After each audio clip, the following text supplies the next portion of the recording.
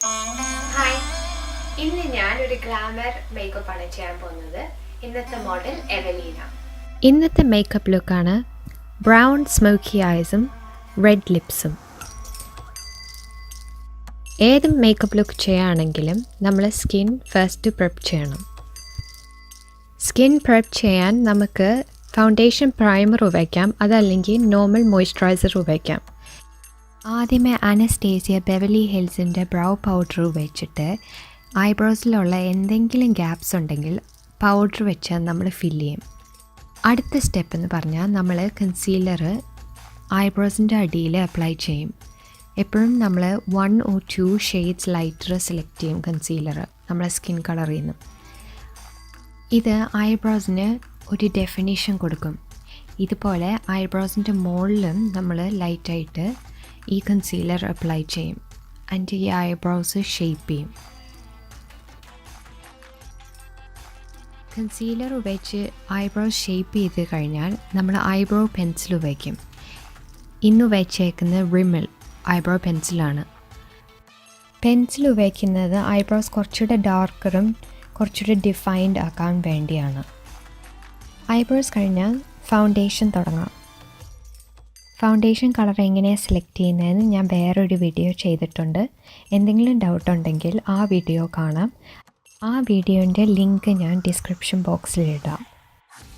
Foundation apply ചെയ്യുമ്പം എപ്പോഴും നമ്മൾ ഫേസിൻ്റെ സെൻറ്റർ തുടങ്ങണം ആൻഡ് വർക്ക് ഔട്ട്വേർഡ്സ്.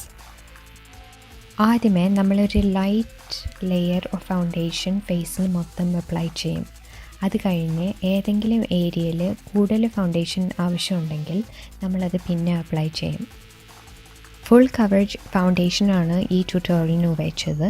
അതുകൊണ്ട് ഞാൻ കൺസീലർ ഉപയോഗിച്ചിട്ടില്ല. വേറൊരു ട്യൂട്ടോറിയലിന് കാണിച്ചു തരാം എങ്ങനെയാണ് കൺസീലർ അപ്ലൈ ചെയ്യുന്നതെന്ന്.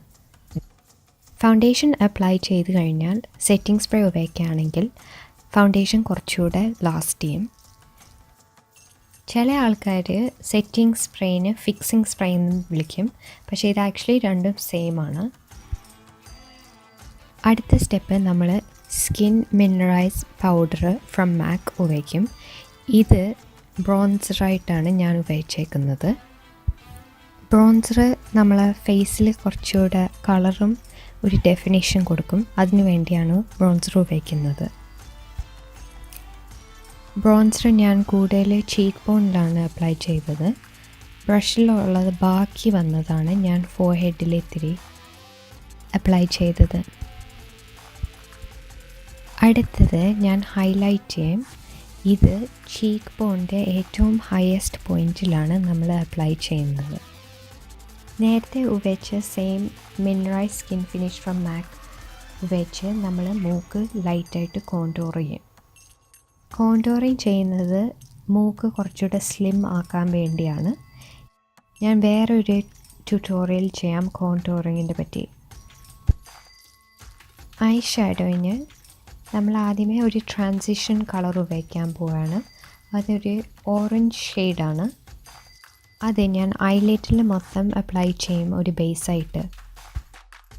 ഐ ഷാഡോ അപ്ലൈ ചെയ്യാൻ ഞാൻ ബ്രഷ് ഒരു സർക്കുലർ മോഷനിലാണ് മൂവ് ചെയ്യുന്നത്. അടുത്ത ഐ ഷാഡോ കളർ നമ്മൾ ഉപയോഗിക്കാൻ പോകുന്നത് ബ്രൗൺ ആണ്. ഇത് അപ്ലൈ ചെയ്യാൻ ഒരു പാറ്റിംഗ് മോഷനാണ് ചെയ്യാൻ പോകുന്നത്, അല്ലാതെ നേരത്തെ പോലെ സർക്കുലർ മോഷൻ അല്ല. പാറ്റിംഗ് മോഷൻ ചെയ്യുമ്പം കളർ കൂടുതൽ കോൺസെൻട്രേറ്റഡ് ആയിരിക്കും ആ ഏരിയയിൽ. വേറസ് നമ്മൾ സർക്കുലർ മോഷൻ ചെയ്യുകയാണെങ്കിൽ അത് കുറച്ചുകൂടെ സ്പ്രെഡാവും. പാറ്റ് ചെയ്ത് കഴിഞ്ഞു നമ്മൾ ആ എഡ്ജസ് കുറച്ച് ഷാർപ്പായിരിക്കും, അതിനെ ബ്ലെൻഡ് ചെയ്യും. അതിന് നമ്മൾ കുറച്ചുകൂടെ സർക്കുലർ മോഷൻസ് ഉപയോഗിക്കും. ഞാൻ വേറൊരു ട്യൂട്ടോറിയൽ കുറച്ചുകൂടെ ഡീറ്റെയിൽഡ് ആയിട്ട് ഐ ഷാഡോയിൻ്റെ പറ്റി പഠിപ്പിച്ചു തരാം എങ്ങനെ അപ്ലൈ ചെയ്യേണ്ടതെന്ന്. ആ സെയിം ബ്രൗൺ ഐ ഷാഡോ വെച്ച് നമ്മൾ ലോവർ ലാഷിൽ അപ്ലൈ ചെയ്യും. കണ്ണ് കുറച്ചുകൂടെ വെയ്ക്കും ബ്രൈറ്ററാക്കാൻ ഒരു ട്രിക്കുണ്ട്. അതിന് നമ്മൾ ഒരു ലൈറ്റർ ഷെയ്ഡ് ഐ ഷാഡോ വയ്ക്കും ഇന്നർ കോർണറിൽ. ഇവിടെ ഞാൻ സെലക്ട് ചെയ്തത് ഒരു വൈറ്റ് ഐ ഷാഡോ ആണ്. ലിപ്സ്റ്റിക് അപ്ലൈ ചെയ്യുന്ന മുമ്പേ ഒരു ലിപ്പ് ലൈനർ വെച്ചിട്ട് ലിപ്സ് ഔട്ട്ലൈൻ ചെയ്യണം. ലിപ്പ് ലൈനർ ഉപയോഗിച്ചിട്ട് ലിപ്സ് കുറച്ചുകൂടെ ഓവർലൈൻ ചെയ്യുകയാണെങ്കിൽ ലിപ്സ് കുറച്ചുകൂടെ വലിയതാണെന്ന് ഒരു ഇല്യൂഷൻ വരും. ഇന്ന് യൂസ് ചെയ്ത ലിപ്സ്റ്റിക്ക് മോഫി എന്ന് പറഞ്ഞ ഒരു ബ്രാൻഡിൽ നിന്നാണ്. ഈ മേക്കപ്പ് ലുക്ക് കംപ്ലീറ്റ് ചെയ്യാൻ ഐലാഷസ് അപ്ലൈ ചെയ്തു. ഐലാഷസിനെ പറ്റി ഞാൻ വേറൊരു ട്യൂട്ടോറിയൽ ചെയ്തിട്ടുണ്ട്, അതും ഞാൻ ഡിസ്ക്രിപ്ഷൻ ബോക്സിൽ ലിങ്ക് ചെയ്യാം. ഇതാണ് കംപ്ലീറ്റഡ് മേക്കപ്പ് ലുക്ക്. എന്തെങ്കിലും ഡൗട്ട്സ് ഉണ്ടെങ്കിൽ മെസ്സേജ് ചെയ്യും. See you till next time. Bye.